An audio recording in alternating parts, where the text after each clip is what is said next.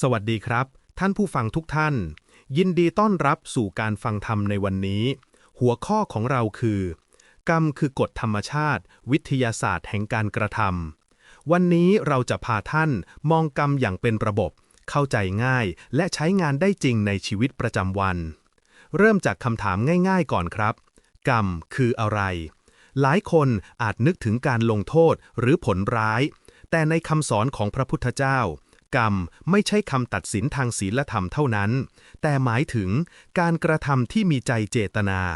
ความตั้งใจที่ทำให้เกิดการกระทำไม่ว่าจะเป็นกายวาจาหรือใจเช่นคิดคลั่งแคล้นใจกริ้วเบาๆหรือเมตตาทุกสิ่งที่เราตั้งใจทำมันส่งผลกลับมาในรูปแบบต่างๆตามเหตุและผล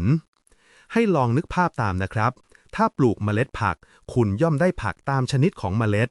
ถ้าปลูกต้นมะม่วงคุณจะได้มะม่วงไม่ใช่กล้วยนี่คือตัวอย่างกฎธรรมชาติพื้นฐานเหตุให้ผลผลไม่ใช่เรื่องบังเอิญกรรมก็เช่นเดียวกัน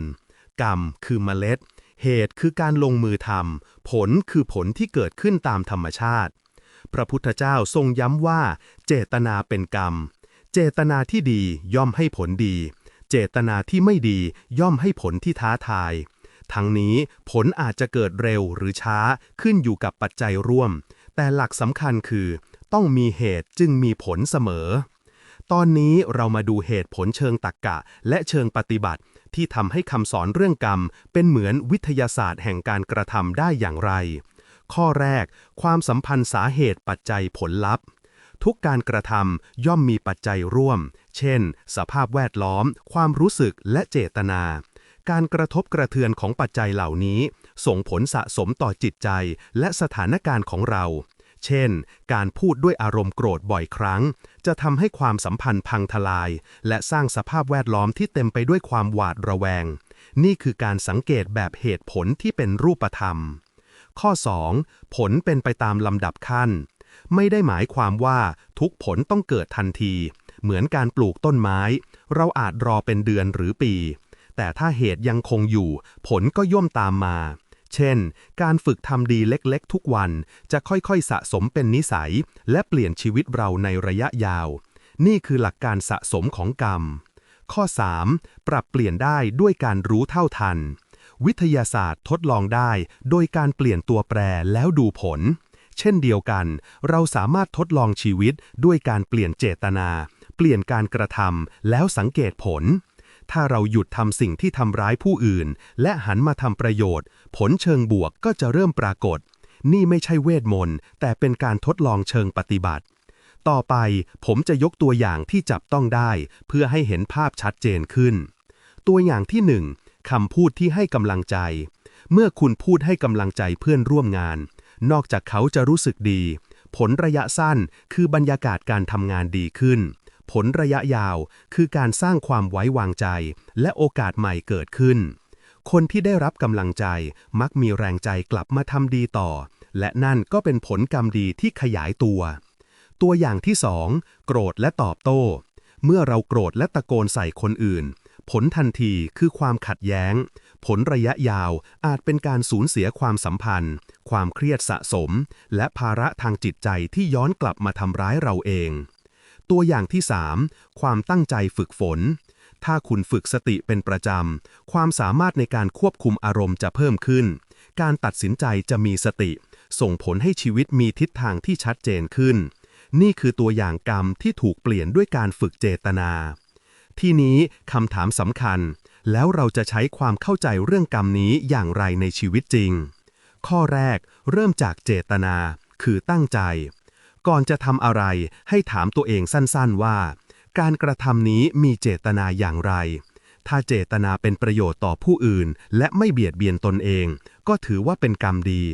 หากเจตนามาจากความโลภโกรธหรือหลงก็อาจจะสร้างปัญหาทีหลังข้อ 2 ทำกิจกรรมที่มีศีลเป็นพื้นการรักษาศีลง่ายๆเช่นไม่พูดเท็จไม่เบียดเบียนทำให้เราไม่สร้างกรรมที่ย้อนแย้งกับความสงบของใจศีลเป็นเหมือนเข็มทิศที่ช่วยให้อาการกระทำของเราอยู่ในทิศทางที่ดีข้อ 3 ฝึกสติรู้เท่าทันปัจจุบันขณะสติเพียงไม่กี่วินาทีสามารถเปลี่ยนการกระทำได้ เช่นก่อนพูดให้หยุดหายใจ1 ครั้งถามตัวเองว่าคำพูดนี้เป็นประโยชน์หรือทำร้ายสติจะช่วยให้เราไม่เป็นทาสของอารมณ์ชั่ววูบข้อ 4. ปลูกเมล็ดกรรมดีอย่างสม่ำเสมอกิจกรรมเล็กๆเช่นทำทานช่วยเหลือแบ่งปันความรู้ความอ่อนโยนจะสะสมเป็นผลดีในระยะยาวอย่าดูถูกการลงมือเล็กๆเพราะการสะสมอย่างต่อเนื่องสร้างการเปลี่ยนแปลงที่ยิ่งใหญ่ได้อยากให้ท่านลองทำแบบฝึกเล็กๆนี้นะครับ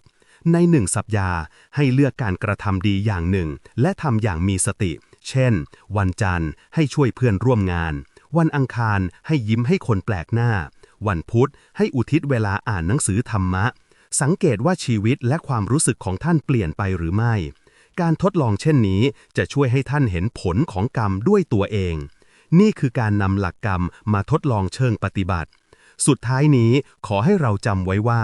กรรมไม่ใช่คำสาปแต่มันคือกฎธรรมชาติที่ชี้ทางให้เราใช้ชีวิตเหมือนกฎฟิสิกส์ที่บอกว่าถ้าทำแบบนี้ผลก็จะเป็นแบบนั้น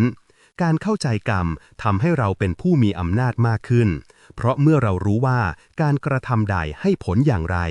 เราสามารถเลือกทำสิ่งที่นำไปสู่ความสุขความสงบและประโยชน์แก่ตนและผู้อื่นได้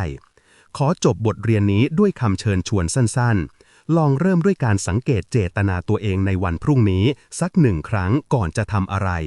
แล้วเลือกทำด้วยใจที่ดีปลูกเมล็ดกรรมดีเล็กๆวันนี้เพื่อผลที่งดงามในวันหน้าขอให้ทุกท่านประสบกับความสงบและปัญญาในการดำเนินชีวิตตามกฎเหตุและผลแห่งกรรม